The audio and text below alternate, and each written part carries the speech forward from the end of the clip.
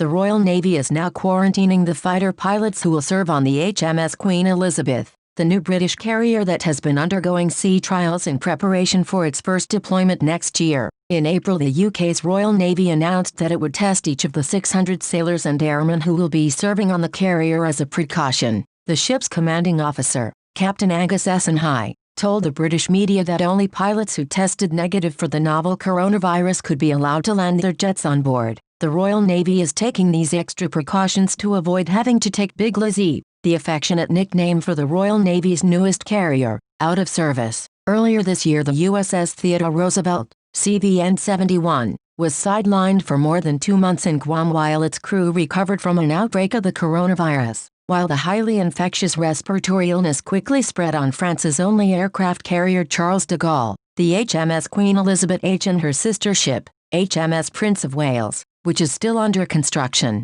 have been seen as an opportunity for increased cooperation among the European NATO partners and one that could transform NATO's naval capabilities. The new carriers also mark a major turning point for the Royal Navy, which for 2 centuries had been among the world's most potent fighting forces and at its peak had some 332 warships. Today it has approximately 30 vessels fit for service. Since the decommissioning of HMS Ark Royal in 2011, the Royal Navy is once again operating a carrier and its largest ever. This new class of warship is far more automated, advanced and is capable of deploying 36 of the new F-35B Fighting II Joint Strike Fighters. 4 of the F-35 fighters touched down on the carrier last week, and the airmen who had flown from RAF Markham in Norfolk had been in strict isolation. In addition to the pilots, some 250 engineers and other sailors joined the carrier at Portsmouth last weekend. All were reportedly clear of the disease. However, in April the Royal Navy removed 2 crew members who had tested positive for coronavirus,